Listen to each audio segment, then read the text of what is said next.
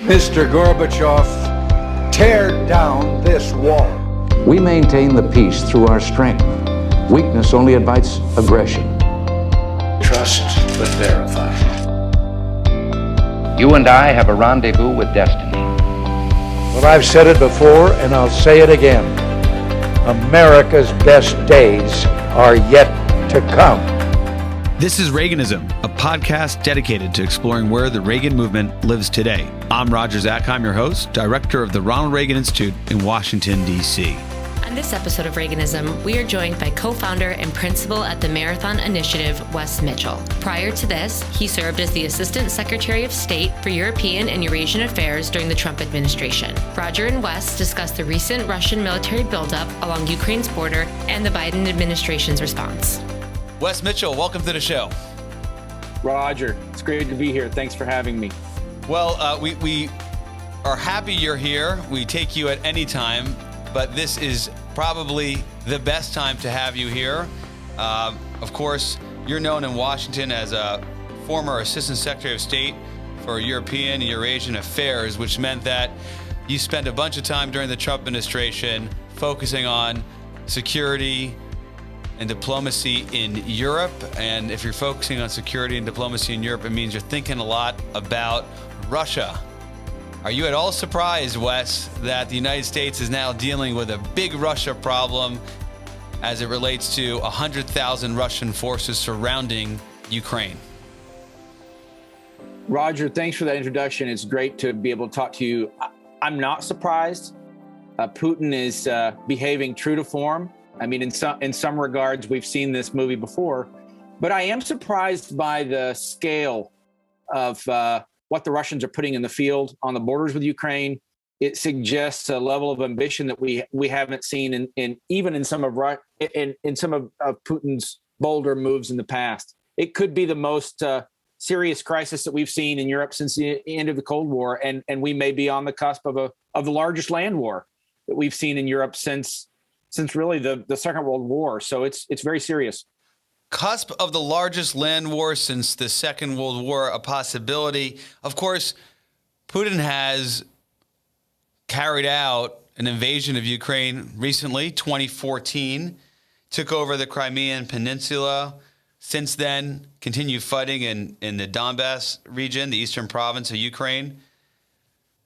Why is this significantly different than 2014 with the annexation of Crimea and Donbass region? Well, I think it's different in a couple of ways. One, just looking at the facts on the ground, it certainly appears that Putin is putting a lot more muscle on the table than he used even in 2014.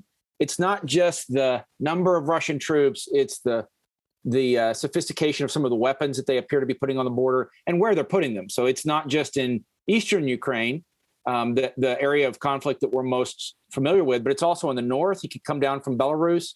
There could be, you can imagine a pincher movement. He's got troops probably 2.5, 3 hours north of Kyiv, it looks like, pretty significant troop strength. So I think it's the scale of the muscle, which in turn would seem to suggest a scale of ambition or possibility of doing bigger things than he's done in the past. I think the other thing, though, is just the context.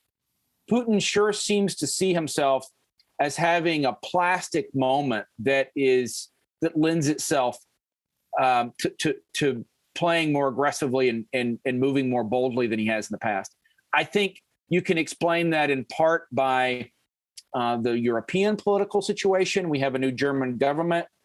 It's still early, but it sure seems to be amenable to a deepening of the relationship with Russia. You have a Nord Stream 2 project that's moving forward that increases Putin's leverage over Ukraine. And you can't take the U.S. out of the equation. I mean, the Biden administration made some early moves after coming into office that signaled ambivalence at best about where Ukraine fit in its priorities. We had the withdrawal from Afghanistan, which was hugely chaotic. So I think if you're Putin, and for that matter, if you're Xi Jinping, I think you look at that combination of factors and you say, gee, this is a moment at a minimum kind of test the boundaries, probe a little bit, maybe do more than that. But I think it's about that opportunity that Putin senses is more favorable for him than in the past. So, Wes, you've talked about the significant military muscle that Putin has placed on the border of Ukraine. And you note it's not just eastern Ukraine, but it's also from the south and the north, because Putin has put forces in Belarus nominally to carry out a military exercise, but everyone knows that it's related to the troop buildup. You've also noted that it's not just muscle, but the moment seems to be an opening for Vladimir Putin. Germany's new government, implicit there was, of course, their energy dependence on Russia. The posture of the Biden administration, not just Afghanistan, but a general ambivalence, as you note. And you mentioned China as well. There is some coordination we've learned between China and Russia as it relates to helping each other accomplish their goals to have increase and broaden their spheres of influence. I want to get to all of that. But the fourth piece, which I'd like you to delve into a little bit more, is what is going on inside Ukraine. We have a president of Ukraine, democratically elected. He looks to the West. He is not a puppet of Putin. What has happened in Ukraine that perhaps makes Vladimir Putin more focused on doing something now, as opposed to prior to Zelensky, during the Trump administration, or a couple of years from now? Well, that's a great question. And I think the first thing that's relevant here is that has to be acknowledged is how far Ukraine has come in the period since 2014 by any reasonable metric of the strength of its institutions. Obviously, corruption is still a problem. It's still an emerging democracy in many ways. But the Ukrainians have made great strides in bringing in building strong institutions. And I think more than that, the very fact of Russian aggression in Ukraine helped forge a sense of Ukrainian nationhood. So when the Ukrainian army takes the field, we hope it won't happen, but if the Russians do invade and the Ukrainian army takes the field, it's not the army of conscripts and kind of half-strength battalions that we saw in 2014. There's a real sense of cohesion and nationhood, and that's in large measure as a result of Russian aggression and the reaction to Russian aggression. That kind of bespeaks a second strategic reality, and I think it's key from Putin's perspective. If Ukraine is succeeding, in a way, it shows that the Russian strategy is not succeeding. Now, I think Putin's ultimate goal is to have a Ukraine that is that runs a foreign policy that's at least friendly to Russia, but preferably controlled by Russia. So he wants a friendly and aligned, more than a buffer state. He wants a proxy on his borders, and Ukraine covers the largest stretch of Russia's western borders of any of the former Soviet satellite states. So Putin's strategy to date has been to kind of keep the Ukrainians pinned down. The fact of the ongoing kind of simmering conflict in Donbass, we get flare-ups every once in a while. He keeps the Ukrainians pinned to the mat. He builds up every once in a while in hopes of eventually getting a diplomatic situation where Zelensky the Ukrainian president, would cave in and implement the Minsk agreement. Now, the Minsk agreement is not a good agreement for Ukraine. Ukraine agreed to this several years ago under the barrel of a gun. And to just take the most obvious example of why it would be bad for Ukraine, it would mean if Ukraine implemented the Minsk agreement tomorrow, Zelensky would have to oversee changes to the Ukrainian constitution, which would allow the separatist republics to basically exist as entities within a federalized structure. Good chance other provinces or regions of Ukraine would follow suit. And so this works to Putin's advantage because you would have a weak center presiding over kind of a loosely federalized structure that lends itself to getting co-opted from within. Now, Zelensky, I think at present, I will speculate, finds himself under a lot of pressure, particularly from some of our Western European allies, to just make these problems go away and implement the Minsk agreement. So if you're looking at all of that from Putin's perspective, I think you have both the sense of urgency to maybe that leads you to change your tactics because Ukraine, in some senses, is succeeding, and you have the prospect of seeing Western European allies bring more political pressure to bear on Zelensky to implement Minsk. So the ideal outcome for Putin would be to have coercive leverage built up inside Ukraine that leads to the political changes that he wants in Ukraine, a more friendly Russia facing Ukraine, without ever having to fire a shot. And so in some ways, I think this is a wager to see if he can get that. So you have 100,000 troops amassed on the border, kind of under the barrel of a gun. You force a political change. It aligns in some ways with what the British Foreign Office put out recently in a statement where they said that Russia wants, quote, to install a pro-Russian leader in Kiev as it considers whether to invade and occupy Ukraine. And Wess Mitchell, what I hear from you is, all right, if they're able to, through this pressure, get a new government in, Zelensky out, a more Yanukovych-like figure, a pro-Russian, perhaps Russian puppet figure, then you'd see someone who would want to embrace this Minsk agreement, which doesn't get a lot of discussion in the press. And I want to go back to that in a second. But at the very least, it would give Putin a win as it relates to making Ukraine within, keeping or ensuring Ukraine stays within the Russian sphere of influence. Wes, let me push back a little bit because that makes a lot of sense. It seems to me that Vladimir Putin is seeking something more than just that. And what I'm referring to are the demands that get a lot of coverage in the international press, that Putin wants to use this moment to push the West, to push NATO to do a few things. One, to say that Ukraine and Georgia will not enter NATO. Two, that NATO will not deploy forces on its eastern flank. That is, we will not have NATO forces in the Balts and elsewhere, Poland, that border Russia. How critical are those objectives for Vladimir Putin, or is it all kind of a diplomatic kind of play to just realize what you've described, a weak Ukrainian leader that looks to Moscow for guidance? Well, it's a really smart question, and I would put it this way. I think the objectives are linked, intimately linked. I think what Putin is attempting to achieve inside Ukraine is linked to a larger objective of achieving a state of affairs on Russia's western borders, its western frontiers, that's more favorable from Russian strategic perspective. Ukraine is kind of the keystone, the cornerstone of that strategy.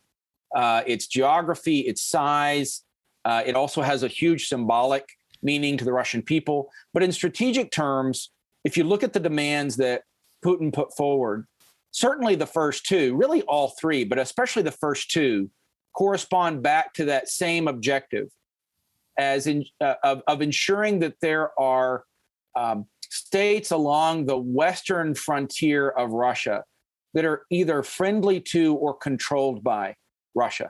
It's a longstanding Russian strategic objective all the way back to the days of the Russian Empire. Those demands simply formalize what the Russians have wanted from most of the period since the end of the Cold War. What's interesting to me is that the Russians felt like now was a moment to put such ambitious demands on the table, which clearly Putin expected would not be accepted by the West. There's no scenario in which this administration or any recent U.S. administration, or for that matter, most NATO governments, would entertain seriously the idea, for example, of withdrawing all U.S. or Western military forces and materiel east of Germany.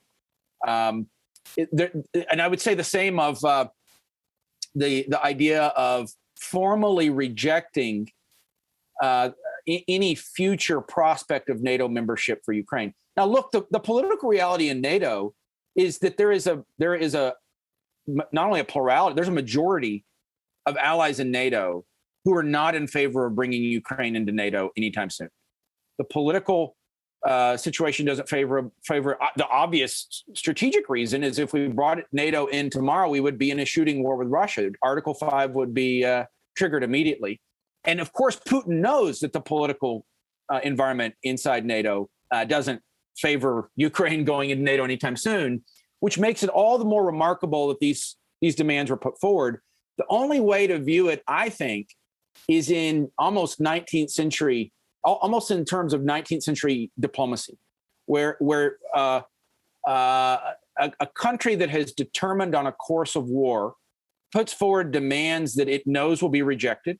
Maybe they're designed to be rejected because it already plans to go to war and will then have not only in a way a pretext, but if and when, in this case, Russia does go into Ukraine, let's say Putin goes in bigger than we're expecting, bigger than the conventional wisdom, and seizes a significant chunk of Ukrainian territory. What if he encircles Kyiv or goes across the Dnieper?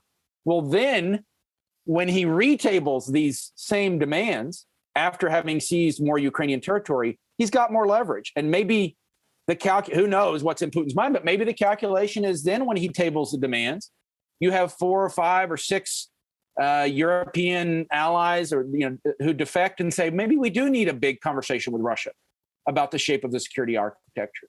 So I think it's a wager that is toggling diplomacy and force. And the big question now is does Putin really amass more leverage with the use of force? But again, I think it all comes back to that Russian objective about Western frontiers of Russia that are populated by friendly or malleable or controlled states.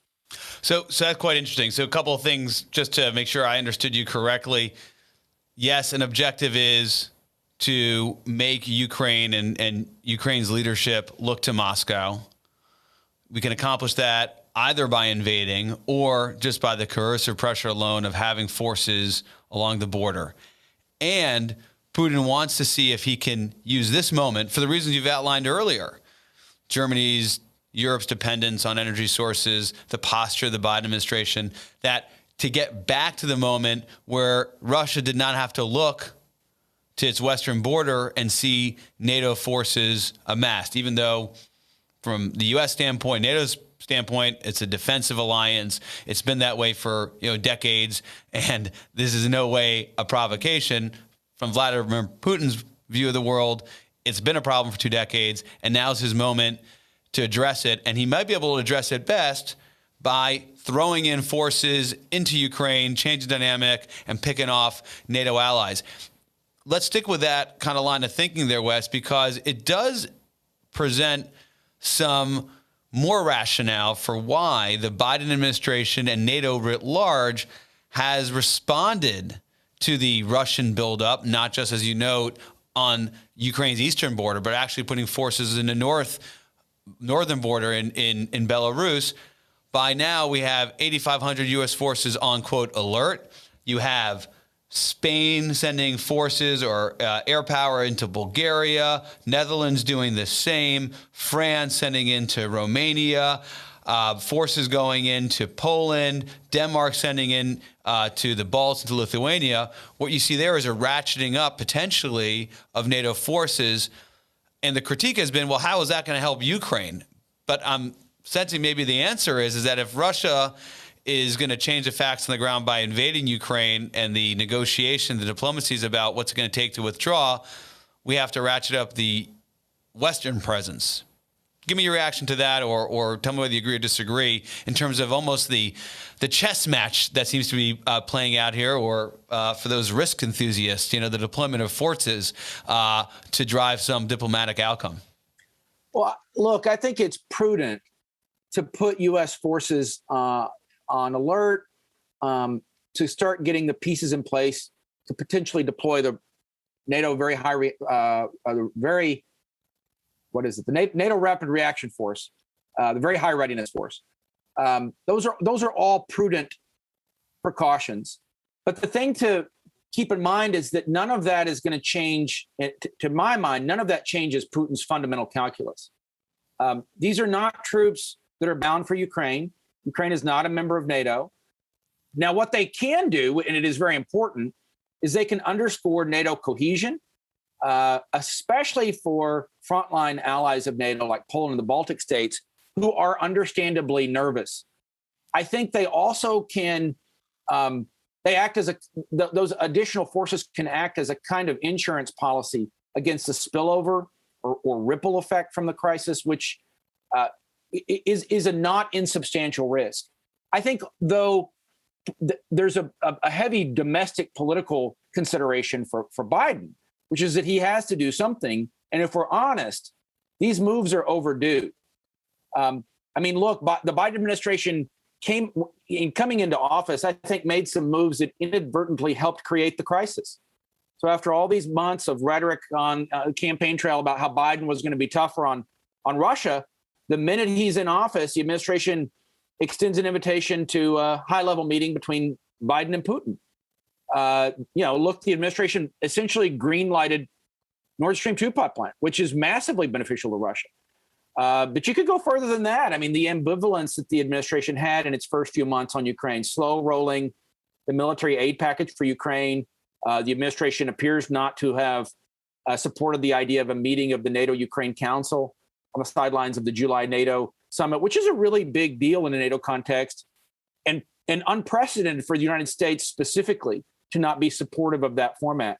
I mean, Biden on the sidelines of the NATO summit or leaders meeting in the summer made comments which appeared to cast some shade on the longstanding Bucharest pledge of Ukraine eventually becoming a NATO member state. All of that is hugely significant from Biden's perspective, from Putin's perspective, if he's trying to gauge the plasticity of this moment for taking greater coercive action in Ukraine.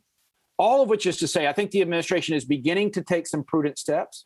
I think the most important thing that needs to be done is giving the Ukrainians the defensive tools that they need to defend themselves. That's a job for the U.S. It looks like we're gradually beginning to do more of that, which is good. We should have done more of it early after the administration came into office. But it's also a job for our European allies, first and foremost. This is a European crisis. And so the ability to have U.S. weapons and material is great, but Turkish drones, British anti-tank weapons, long list of assets, capabilities that our allies are providing. What's conspicuously absent, though, of course, is Germany. And yeah, well, I want to go to Germany in just a second, but you did just give a very involved and specific critique of the Biden administration's posture vis-a-vis Russia that, in your mind, clearly signaled to Putin that there was going to be an opportunity here. Let's just talk about Nord Stream 2. You talk about engaging with Putin diplomatically, sidelining Ukraine, or certainly not giving Ukraine and President Zelensky the same type of engagement that you might have expected if you wanted to demonstrate to Putin, hey, that we're going to be here for Ukraine. What do you think President Biden's red line is? I mean, if it is as you've outlined, that perhaps, he's somewhat comfortable with Ukraine not being in NATO and Russia having a sphere of influence, at what point does President Biden, in your mind, Wess Mitchell, say, hey, this is going beyond what I can accept? Well, I think the important thing to keep in mind when considering what, and I'm speculating, but what a Biden administration red line would look like, we just have to be crystal clear about it. Again, Ukraine is not a member of NATO. So I don't see a scenario where Biden, or frankly, any U.S. president, would treat an invasion of Ukraine as a cause for going to war with Russia. We sympathize with the Ukrainians. We should be helping the Ukrainians. There are a variety of ways we can support them, including with military aid, but they're not a treaty ally, and that's a very important distinction. I suspect that the international consequences of Putin going into Ukraine, particularly on a large scale, and I'm thinking of the possible Chinese reaction, the emboldenment of China and the situation in Strait of Formosa, but also the domestic reaction. I mean, Congress is unified more or less in support of Ukraine right now. I think it's very politically costly for Biden not to act. So in those circumstances, I think the threshold would be a significant Russian military move into Ukraine. It certainly seems like, for both international reasons and domestic political reasons, Biden would have to respond in strength to that kind of move. I think we saw a little window into his thinking on this when, in an unguarded moment in the press conference last week, he alluded to small scale incursion and seemed to put that in a distinct category from a larger military operation. He has since stepped back from that. But the bottom line is, if we have a shooting war in Ukraine, if the Russians come across the border and the Ukrainians are at war with them, based on what the administration has said, but also the political calculus, I think it has to act. And act in a fashion where there'd be a proxy war, where you have Ukrainians fighting Russians in Ukraine, either in the east, perhaps even in the north, and the United States and NATO would not put troops into Ukraine, but they would be providing them material and support and feed the Ukrainian side of the conflict. And essentially, it would be this proxy war. I mean, is that what you would expect would happen, and a posture the Biden administration would take? And do you agree with it as an expert and a former assistant secretary for this region in the Trump administration? Would that be the approach you would recommend, given where we are today? Yeah, I would arm the Ukrainians. I mean, I think we're at a point where probably the United States needs to be providing both in quantity and quality much more serious capabilities to the Ukrainians. Obviously, there are technology transfer and other considerations that have to be kept in mind. But my thinking on this is formed in part by the fate of the Soviet Empire and the Tsarist Empire before it. In both of those cases, you had a Russian empire, basically, in both cases, different ideological hue, but a Russian empire succumbed in the wake of a military crisis on the border of the empire that it couldn't handle. So you think of the Tsarist Empire after the war with Japan, which was just disastrous for the Russians and really forced them to reconsider their strategic approach. I think of Afghanistan and the Reagan administration's conscious decision to arm and abet the Mujahideen to bleed the Russians white in Afghanistan. I think is an Achilles heel of the Russian strategic position, that they have this vast geography that is studded around its borders with crises that can become an ulcer and lead them to overextension. And ideally, it wouldn't require that kind of sacrifice and risk to change the Russian outlook and from a U.S. strategic perspective, but it very well may. So if the Russians are bent on strategic expansion to their west, look, I think it's in the U.S. interest to have Ukraine that is an independent state, obviously a democracy, but most importantly, an independent state that is capable and willing to resist for its own reasons of political independence and territorial sovereignty. So those who would counsel, for example, a kind of second Yalta, or this idea that we would get at the table with the Russians and come to an understanding whereby they have a zone and we have a zone.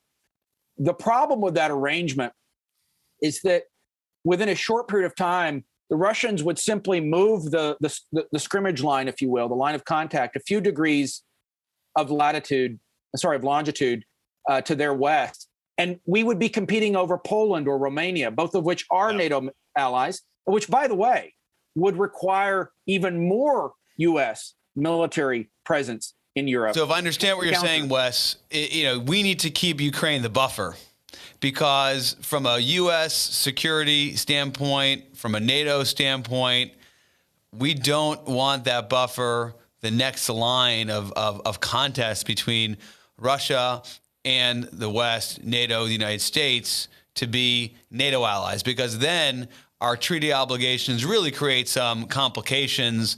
And as much as there's a formal treaty obligation, there also would be more opportunity to create crisis and division within the alliance. So, there are some realpolitik, some very kind of realist reasons to keep the debate and the challenge and the buffer within Ukraine rather than negotiating over the Ukrainians' head and allowing Ukraine just to go to the Russian sphere of influence.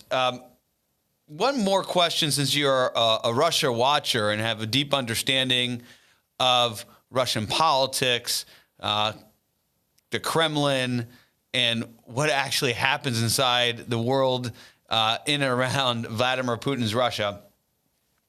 There's some data out there which suggests that actually the Russian people, to the extent that matters in a country like Russia, don't want Putin after 2024. That is to say, when his term comes to an end, he's seeing numbers where now more Russians don't want Putin there than do want him there. How much of this is a concern for Vladimir Putin? How much does he need Ukraine to be a quote unquote a win for him so he can not just retain power, because as an autocrat, he probably knows how to do that, but retain power in a fashion where he has more people than not behind him? That's an important question. Let me first respond to a comment that you've made, because I think it's enormously important to be clear on it. I think it is both true from a U.S. perspective, strategically and aspirationally. I think it's both true that we should want to see a thriving democratic Ukraine on the borders of Russia, not least because it's a counter model to a very corrupt, anti-democratic Putin regime, and which is part of the reason Putin doesn't want to succeed.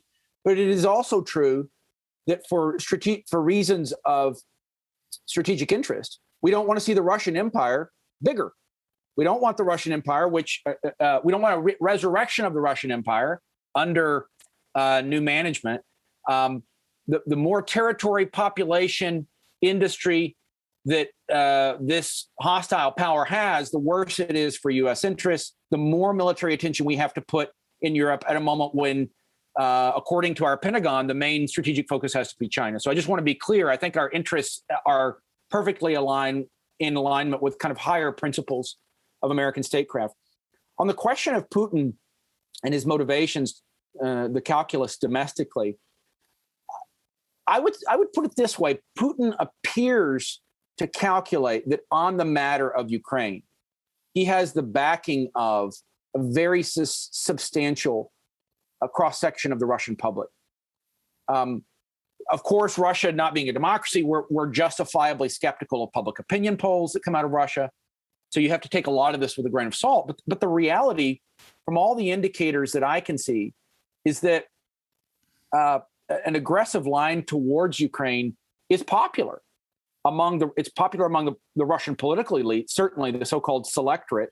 But I think it's also generally popular with the Russian public. Now, there may be limits to that popularity when body bags start coming home, but historically, and in Russia's collective memory and culture and literature, Ukraine is broadly seen as part of Russia. So yeah, let me interrupt you, because just to back up that point, Wes, and you note that the popularity in terms of a Russian stance, invasion of Ukraine, is something that we have evidence works for Vladimir Putin, but of course, it always is a question of at what cost. I'm looking at a Radio Free Europe, Radio Liberty poll, which they based on personal interviews carried out with a statistically significant number of people in September of 2021, and that was the numbers I was referring to before. That Putin's popularity is lagging. But if you go back to 2014, at the time of the annexation of Crimea, it was knocking on 60%. And then the kind of months and a few years after, it was as high as 67%. So if you just had a cold political analysis and Putin was saying, hey, how do I make myself more popular? He probably is looking at 2014 to 2017 and say, I need to kind of recreate those policies.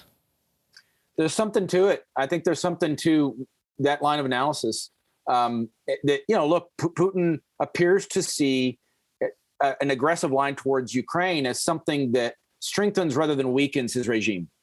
There's broad-based kind of public support for it.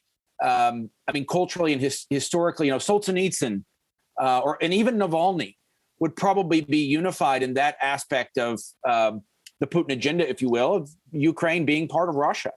I think Putin also sees that many aspects of his regime's handling of economic and public health matters over the last couple of years have not been popular. So, if you go back over the last 2 years, we've seen unprecedented protests on everything from handling of COVID to the fire that took place in this Russian mall, very tragic, where people died, and it sort of symbolized to everyday Russians how the state, just basic rules and order don't work. We saw the protests over raising the pension age. So from Putin's perspective, maybe add that to the list of earlier factors I mentioned that were international or U.S. administration or Germany. There are good domestic reasons for Putin to say, hey, now might not be a bad time to kind of double down on an aggressive approach. Let's move the conversation to something we referenced before, which is NATO allies. And clearly an objective of Vladimir Putin is to sow division within the alliance. You talk to any national security strategist, and you think about how we deal with China, we deal with Russia, or any problem, the comparative advantage for the United States of America are our alliances, our partners, formal treaty allies and partners and friends. You do a lot of thinking on this, a lot of writing on this, a lot of experience. You have a personal relationship with the Secretary General of NATO. You've done projects on his behalf, on NATO's behalf, since you've left the Trump administration. Take us through, Wess Mitchell, the NATO alliance as it stands right now, seen through the lens of Ukraine, notably Germany and then France. Those seem to be the kind of what Don Rumsfeld will call old Europe players who are really not aligned, at least until recently, with where certainly the Eastern Bloc NATO countries are, or we think even where the Biden administration would be. Part of that is energy interests, at least as it relates to Germany. But there's other pieces here which perhaps you can elaborate on and explain their mindset, and it probably explains kind of how Vladimir Putin is seeking to exploit those differences. Well, I think from Ukraine's perspective, Roger, Europe right now, and the kind of the high point of this crisis, it looks like kind of a mosaic of responses, some of which are helpful, some of which are not helpful, and some of which are downright dangerous or actively undermine Ukraine's position. So to just give a couple of examples, building on what you've said, I mean, you've got at one end of the spectrum, the British, who are providing more in the way of defensive aid. They're going out on a limb more than anyone to make sure that the Ukrainians have articles of war, have the material to defend themselves. I mean, it certainly looks like the British have sent, I don't know what the exact number is, but it's got to be a third or a half of the entire number of anti-tank missiles in the arsenal of the British Army, and they're training the Ukrainians. So it's very active, forward-leaning. And then at the opposite end of the spectrum, you mentioned Germany, very powerful, enormously wealthy country. The Germans,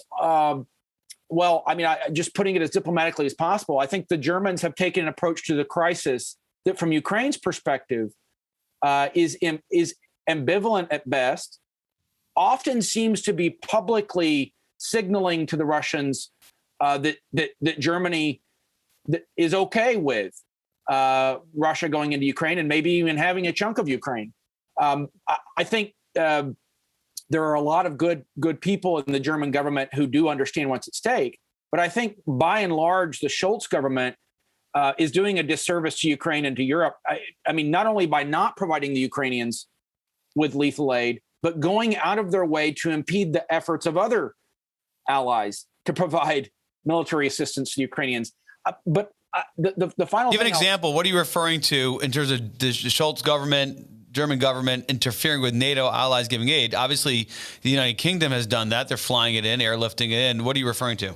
Well, you'll notice that the British, from public reporting, the British appear to be careful to route their air shipments of in this case, anti-tank missiles around German airspace, which I think speaks for itself. But more than that, I mean, it appears that the Germans are working within NATO and the EU to complicate the efforts of certain other allies. Estonia is an example. I think there's a couple of others to complicate their ability to re-export fairly sophisticated weapons to the Ukrainians. That goes hand in hand with a German stance on Nord Stream 2, which I think is while the Scholz government has said publicly all options are on the table, there's very little reason to believe that the Germans would actually revisit the prospects of completing the Nord Stream 2 project if Russia goes into Ukraine. In fact, you could go a step further and say to a lot of Germans in the political class and in big companies, commercial sectors, I mean, given the extent of German reliance on Russian gas, and given the fact that without Nord Stream 2, a very large amount of that gas comes to Europe and to Germany through overland transit through Ukraine, you could speculate that the Ukraine, this latest iteration of the crisis, is likely to make the Germans more determined to build Nord Stream 2, to avoid disruptions to their energy supply in the future that could result from more crises like this. Just want to clarify what you've said there, Wes. Given us the Germany mindset, we're at a moment where Russia's about to perhaps invade Ukraine. Germany is highly dependent on Russian gas, irrespective of Nord Stream 2, 30% at least, maybe more. To get that gas today, it goes to Ukraine. And instead of Germany kind of stepping back and saying, you know what, being reliant on an autocrat like Vladimir Putin to keep our country warm in the winter and have his energy needs through its gas, let's look elsewhere around the globe. The thinking of those in government in Germany and powerful business people is, we need another route. We can't go through Ukraine, but we are not going to revisit dependence on Russian gas. Is that what you've just said? Is that the German mindset as best you understand it? Yeah, that's how I would describe it. And I think the key to grasp is that from a Ukrainian perspective, that overland gas transit is a key component of deterring big Russian attacks. So Putin has less of an obvious rationale for making a big military move into Ukraine that can be long and messy and disruptive. And if it's going to potentially impede his main gas transit to Germany and to Europe and to his main clients, when you think about how dependent the Russian economy and state revenues are on oil and gas. So from a German perspective, one takeaway could very well be, if these crises are going to be intensifying, we have even more reason to complete a direct route that lessens our dependence on that overland transit. And let me be clear that from a German perspective, and I think this needs to be said of all of our allies in Europe, and they've responded in different ways at different ends of the spectrum to the Ukraine crisis. They're responding to their commercial and strategic incentives from the perspective of where they sit. So the Germans, of course, have a deep energy relationship with Russia. They've got an extensive commercial relationship with the Russians. But I would add to that, most Germans do not perceive Russia to be a military threat to Germany. It's true of most Western Europeans, period. Most people in France or Belgium or the Netherlands, whatever they do or don't like about Putin as an autocrat, or however much they may feel sympathy for Ukraine, most of them do not perceive Russia to be a direct military threat in the way, say, that Poland or Lithuania or Romania do. I think in Germany's case, there's one added factor, and it is Germany has, I would say, more than any other large American ally in either Asia or Europe, really done well in the post-Cold War order. Things have been good for Germany, and I don't say that in a derogatory sense. I mean, these conditions of prolonged peace in which Germany could benefit from the economic structure of the European Union, tremendous exporting power, but has smaller countries around it that it can use for labor. in conditions in which there's not an obvious military threat, and in any event, NATO is providing security. China is not a threat. Those are very, very favorable conditions from a German perspective. And I think the Germans want, I mean, in a way, I think the Germans want those conditions to last as long as possible, which is understandable. But the American message to the Germans, and I think Ukraine is a wake-up call in this sense, the message from our side of the Germans has to continue to be, the world is changing whether you want it to or not. Russia today is not what Russia was in the 1990s. China today is not what China was in the 1990s. And America cannot bear the burden of deterring both of those very serious actors simultaneously unless our allies, and especially our very wealthy allies, do more. I think over time that message will sink in, but unfortunately, I think it may come at the cost of some pretty serious crises in which Germany underperforms as an ally. You just hit on a point of view that really, for those listening and watching, kind of will take us back to the Trump presidency, where allies need to bear the burden, particularly in Europe. Recently, we published an essay you wrote with our Reagan Institute strategy group, where you outline how conservatives should approach alliances, and you call out Germany and others who really haven't kind of bore the burden that you're describing.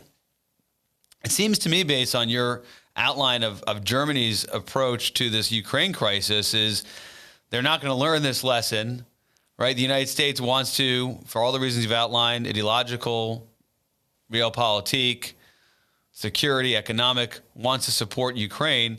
But it seems like Germany would be fine with an outcome where Ukraine is a puppet of Moscow, and it is no longer a democratic Ukraine, because from an economic standpoint, in some ways, it would secure the gas that it needs economically.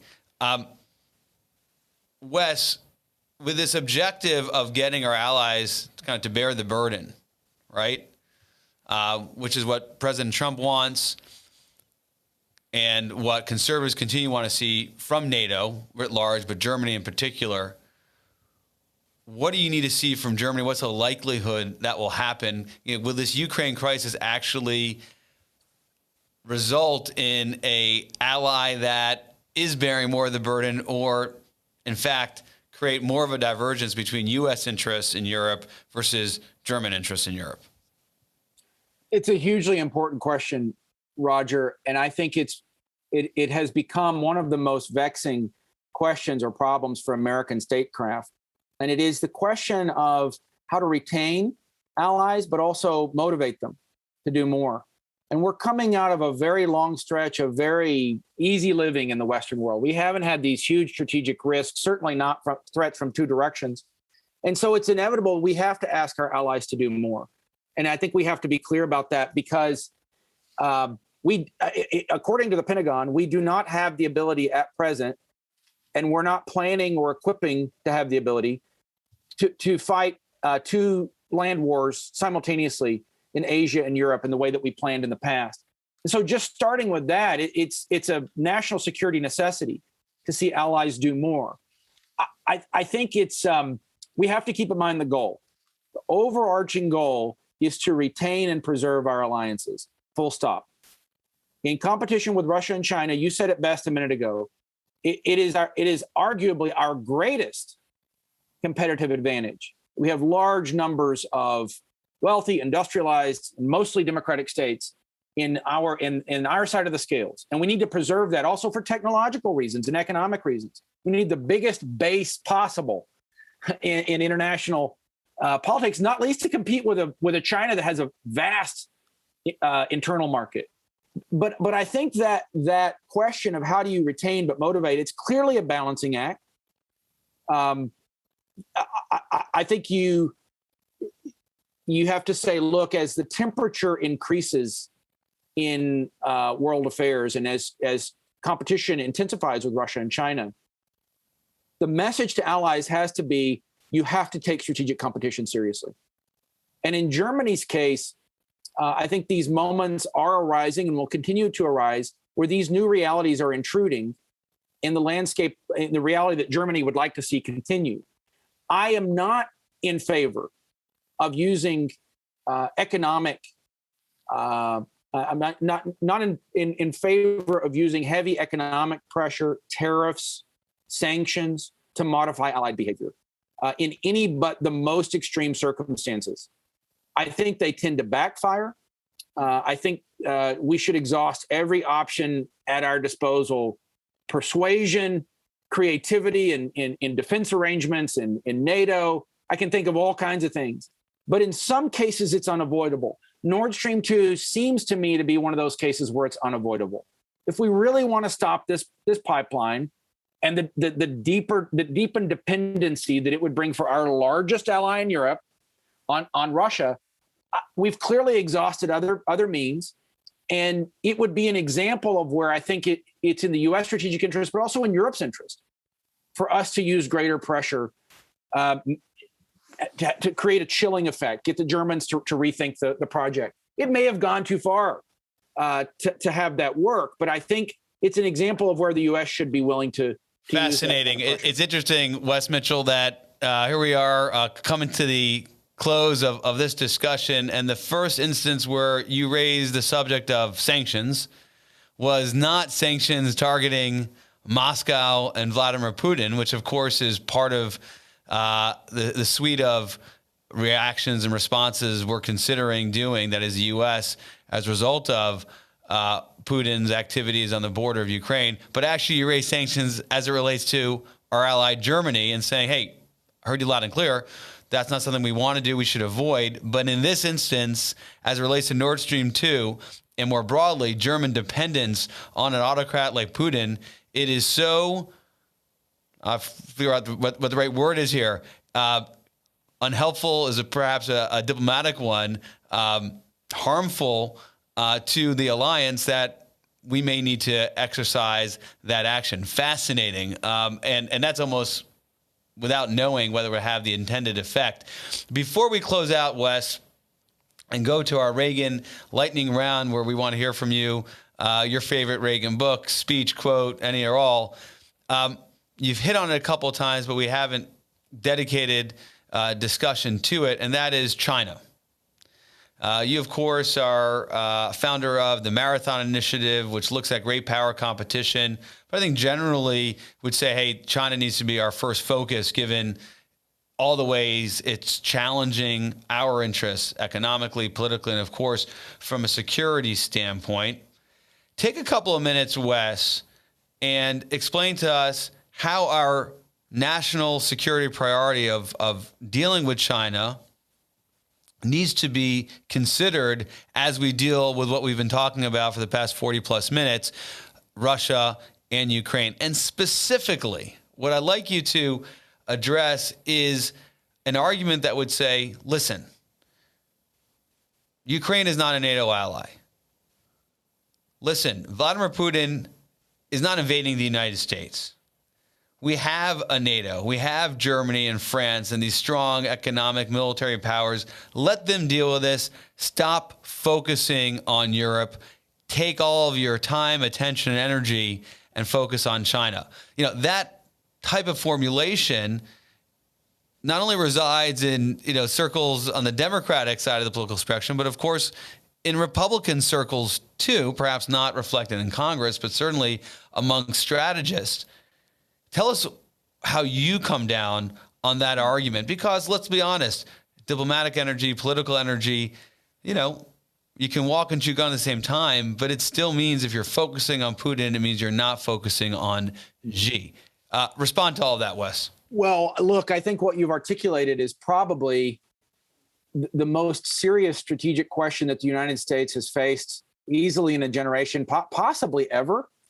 And I mean the combination of a rising China that has a scale of economic and technological and military potential far greater than any of the rivals we faced in the 20th century, and in its own right, as I think you've described very eloquently, is easily in its own right the biggest challenge that we've ever faced.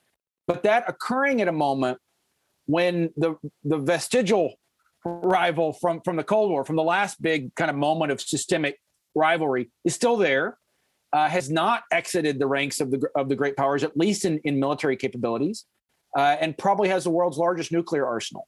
So that a scenario in which we saw major military crises at both ends of Eurasia simultaneously would strain every nerve and muscle on America's part. And I think anyone who is serious about the future of U.S.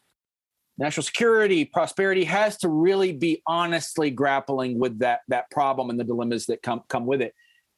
I also think we have to acknowledge that there are not easy solutions to it. From what I can see, looking at American economic data, the size of our debt, the debate about military budgets, it's highly unlikely that we're just going to overawe both of those large land rivals and at the same time deal with, Iran and North Korea and other significant but smaller threats. So I don't think we can just say we're going to grow defense budgets until we can outproduce all of them. I don't think that that's a viable solution. I also don't think that we can just drive wedges between Russia and China. It's far from obvious to me that a wedge driving policy of the kind that tries to sow dissension between the two would work easily, not least because they themselves see the advantages of putting us on the horns of these dilemmas. I tend to say, look, our object has to be to avoid a two-front war if possible. And if that's not possible, to ensure that we have the broadest coalition possible to win it. I think the goal in the Europe-Russia context, over time, we have to ensure that the circumstances there in our secondary theater permit the refocusing of a large amount of U.S. military resources to the primary theater. That's the Department of Defense's plan. It doesn't mean that we leave Europe militarily. To the contrary, I think both in nuclear terms and in enablers, higher-end capabilities, we continue to play a substantial role there.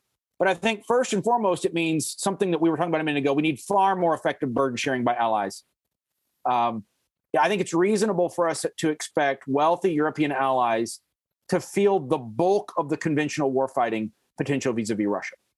We can talk about how we get to that. I would favor, for example, a European level of ambition inside NATO that allows a pooling of European capabilities. But plank number one of the strategy in Europe has to be about burden sharing. And then I think the second piece has to be, to the extent possible, we redirect Russia's expansionist energies away from its preferred kind of westward range of expansion, Ukraine, the Baltic states. I don't think that's going to happen by offering the Russians a deal for the reasons I've articulated. I think the Russians would simply move the scrimmage line. It would probably require more U.S. military attention and focus, a deal that gives Russia kind of tacitly a zone of influence. And so for those who say we have NATO and Poland and the Baltic states, we should never have been there, my counter would be, we have what we have. And it is not cost-free for a power in America's circumstances to dismount from existing obligations in a way that suggests a permissible strategic landscape in Europe. I think that would fuel greater crises in Europe and require greater American military attention. So my preference would be to slam the door in Ukraine. I think you do that in Reagan-esque terms by arming the Ukrainians. You almost create such a red light in Ukraine that the Russians conclude on the basis of their own interests that it's just not worth the candle. It's too costly. I kind of think that's where I land. And I'm sympathetic to those who want the focus and prioritization and emphasis on China. Yet, in my mind, is to be successful in that endeavor, we need to win vis-a-vis Ukraine. In other words, giving Vladimir Putin a win in Ukraine of the kind we've discussed for the past 50 minutes not only creates challenges for freedom, peace, stability in Europe, it ultimately weakens our position for a variety of reasons, some of which you've outlined, vis-a-vis the China contest. And so we need to do well in Europe vis-a-vis Ukraine if we care deeply about doing well in Asia vis-a-vis China. Wess Mitchell, great conversation. Let's jump to our lightning round. Been clear to our listeners and viewers that not only you're a former senior official with deep expertise in Europe, but you're also a historian. People can go to Amazon and see your latest works on the Habsburgs and European kind of security and diplomacy in the 19th century. But for now, give us your expertise of the 1980s. Give us your favorite Reagan book, speech, quote, all three, or we'll take whatever you have. Well, thank you for those kind words, Roger. It means a lot coming from you. Look, Reagan had a tremendous impact on my life growing up in rural Texas in the 1980s. A lot of fond memories of watching him on TV between episodes of Airwolf and V. And I actually, just a quick anecdote before I answer your question. I remember as a kid, I grew up in a fairly religious household and very, very strong Reagan supporters. And I remember one night at dinner, my dad asked me to say the prayer before the meal. And so here's this kid, we're in the middle of an election.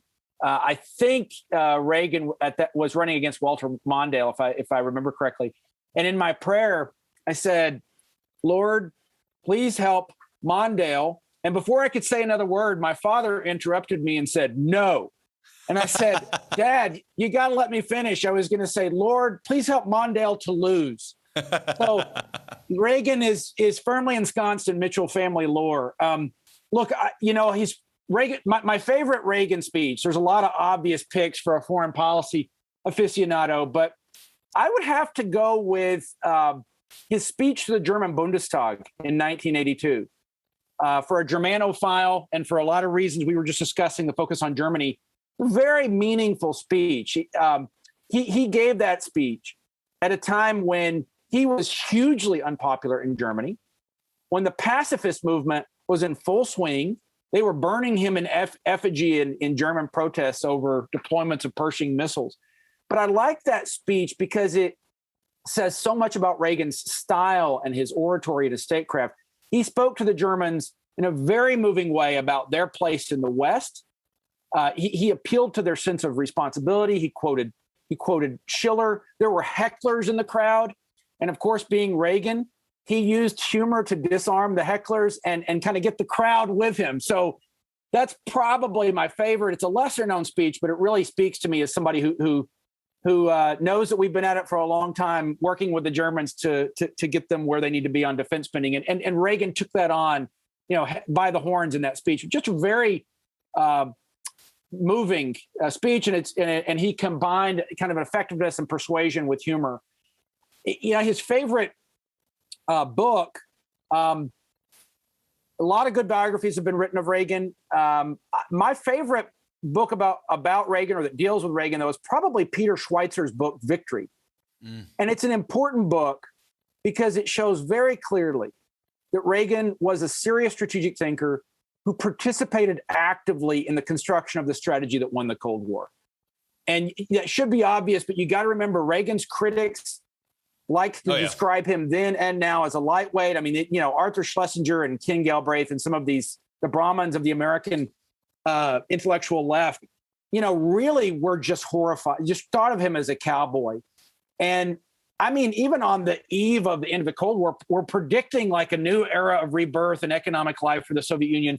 And they were just gobsmacked in the Soviet Union. And even today, left-wing academics like to claim that it wasn't Reagan's policies that brought about the Soviet collapse. Schweitzer's book is a really smart anecdote to that way of thinking. And then finally, you asked about my favorite quote, which is really tough. But, it led me to look back at some of the things he had said. And so let me give you a quote from his speech to the German Bundestag that I just mentioned.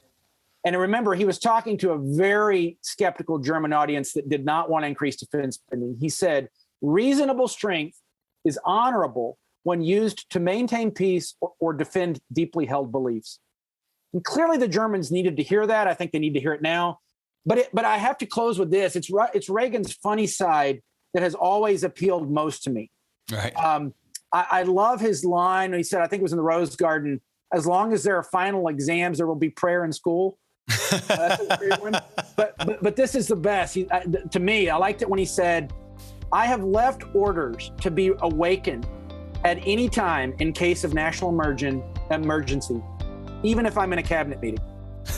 So it's his humor. And I close with that because his humor, it disarmed enemies, but it also softened them. It showed his humanity and his civility. And I think we need a lot more of all of that right now.